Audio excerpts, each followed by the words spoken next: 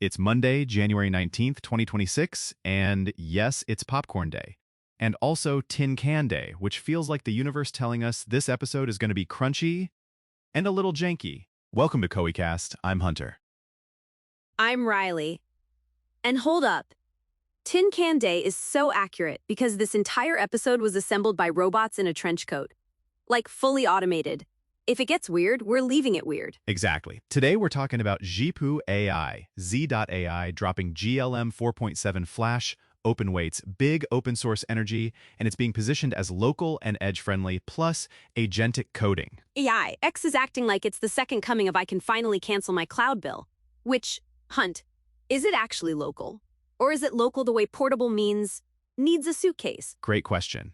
Here's the real cutoff. The model is a mixture of experts, so it's not 30 billion all the time, it's more like a few billion active when it runs. That helps compute. But the part that bites you in the ankle is the KV cache for long context. The longer your prompt history, the more VRAM you're burning just to remember the conversation. So it's like, congrats, you can run it at home, and then you paste in a long brief plus brand guidelines plus 6 competitor pages, and your GPU goes into airplane mode. Pretty much. The hype is local and edge, the reality is local if your context is sane, or local if you're okay with shorter context windows.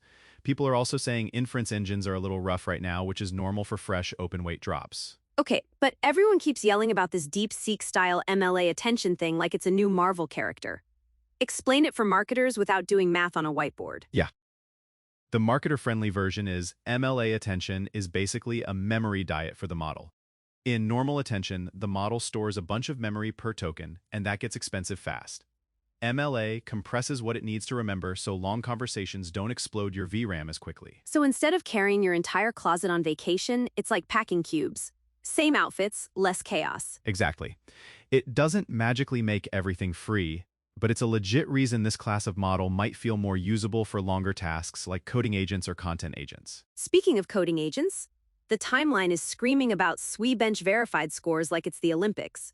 How much of agentic coding is reliable automation versus very confident intern who occasionally commits crimes? I love that framing because it's correct. Agentic coding is getting better, but you still need a human in the loop and you need guardrails. The best workflow isn't let it ship, it's let it propose, run tests, open a pull request, and explain itself. And if it can't explain itself, it doesn't get to touch prod. Like, you don't get to be mysterious and also have deploy permissions. Yep. For creators and marketers, the win is boring but huge. It can build little internal tools, clean data, generate variations of landing page copy with proper structure, or wire up automation scripts. But you treat it like an assistant, not an autonomous employee. Okay, let's talk money before everyone gets emotionally attached. They've got a free tier API with 1 concurrency, and then you can run open weights yourself. What's the least embarrassing way to think about total cost? If you're just experimenting, use the free tier. 1 concurrency is fine for I'm building a prototype or I run a few automations a day. If you're producing volume, self-hosting sounds cheaper until you count the hidden stuff. GPU time, setup, monitoring, updates, failures at 2 a.m., and the fact that your 1 workflow becomes 10 workflows fast. Also, if you're a solo creator, your time is literally the budget. Like, are you trying to ship videos or become a part-time inference engineer? Exactly. The grown-up approach is start on the hosted API, prove ROI, then decide if you have enough steady usage to justify bringing it in-house. And even then, a hybrid approach is normal. Cool.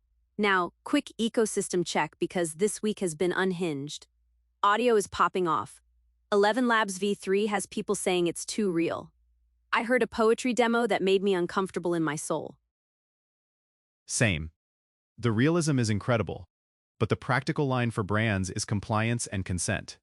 If you're scaling a brand voice, you need explicit rights, an approval process, and a plan for disclosure depending on your market. Because we made our mascot talk as cute and we accidentally launched a voice that sounds like a real person is legal thriller. And there's more. Multimodal pipelines are tightening up. LTX Tech 2 integrations are getting attention for generating video plus audio together, which cuts down editing steps. Kling has native audio generation getting buzz in image-to-video workflows. But I'm going to be the villain for a second. The first boring constraint that will smack teams is review. Not generation. Review. You can make 500 assets, but can you listen to 500 clips and check lip sync claims, music rights, vibes, and does this sound like our brand? Thank you. Scale is not the hard part anymore.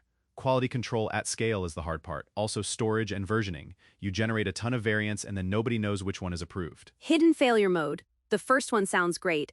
And then on clip 73, the model randomly decides your spokesperson should have a mysterious accent and background wind. And you don't notice until it's scheduled. Exactly why you need checks. Okay, last big story. Google pushing commerce inside AI mode with direct offers and this universal commerce protocol idea. It's basically performance marketing inside the answer. Who wins? Be honest. Google. But also, brands with clean feeds and strong structured data can win more than the ones who treat product data like a junk drawer. If your inventory, pricing, shipping, and promos are organized, you show up better when the AI is doing the shopping conversation. So marketers, your creative isn't just ads anymore. Your product feed is creative, your schema is creative, your brand representation inside these assistants is creative. Totally. And the skeptical take on Universal Commerce Protocol is, best case, it's open and vendor agnostic and makes checkout smoother. Worst case, it's an API toll booth dressed up as a standard. It's giving HTTP for shopping, but also congrats, you now owe platform tax in a new format. Exactly. Before we bounce, can we acknowledge the lighter news? Thailand had a police station go viral because they turned investigators into anime characters and Disney princesses, which is hilarious and also kind of brilliant community PR. It's the celebrate the magic side of AI, honestly.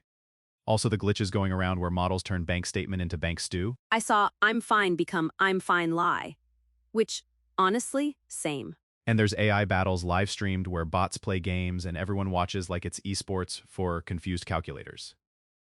We're in the weird timeline, and I'm not getting off. All right, bringing it home.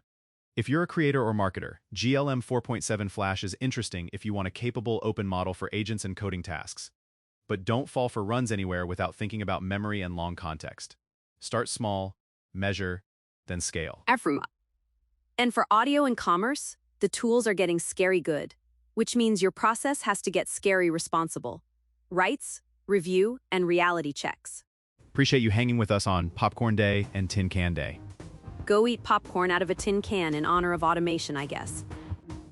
Thanks for listening. Subscribe if you want more of this chaos, and check out koei.com/resources for AI news and updates. Catch you next time.